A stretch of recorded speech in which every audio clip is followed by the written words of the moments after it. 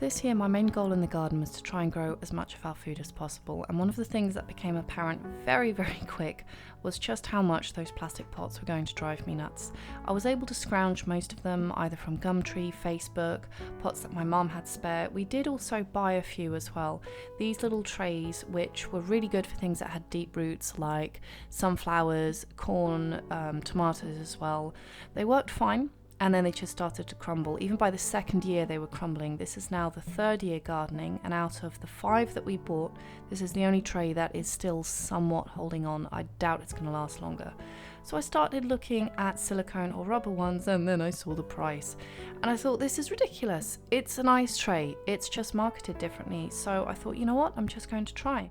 It worked out cheaper to buy a few of them, so I started off with a small ice tray, punctured some holes in the bottom to try them out, and they worked really well. Not for all the crops, for things that have a really deep root and needed a bit more room, they weren't that great.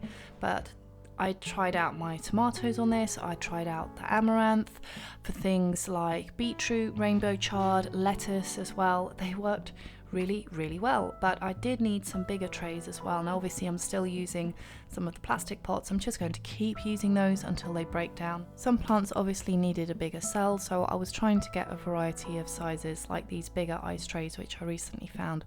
I had been trying some which are more like normal looking ice trays, and they're okay, they work, I will use them until they break down, but the rubber just doesn't, well not the rubber, the silicone just doesn't feel as sturdy as the black ones.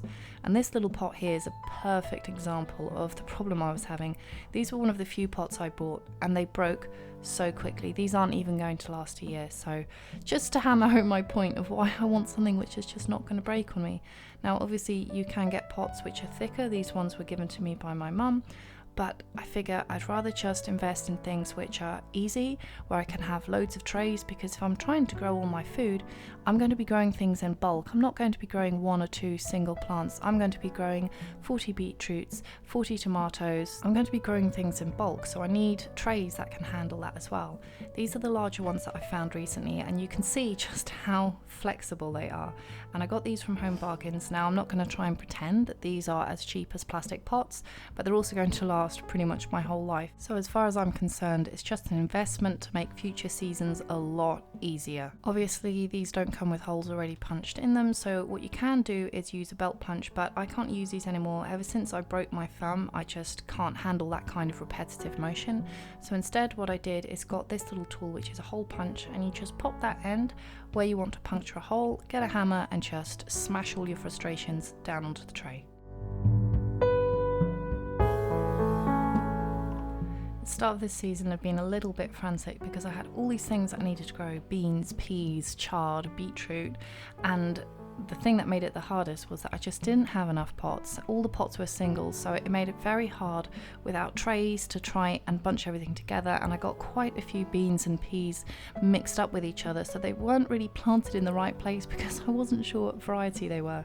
So this year I'm just trying to preempt all those problems and not have them next year by just getting things like good trays, which while they might be a little bit more expensive initially, long term will make my life so much easier and are just a one-time cost that don't reoccur every year. If you like my videos and want to see them early or request future videos for me to make, you can find me on Patreon or Contribui. I hope you like my work and I'll have a new video for you soon.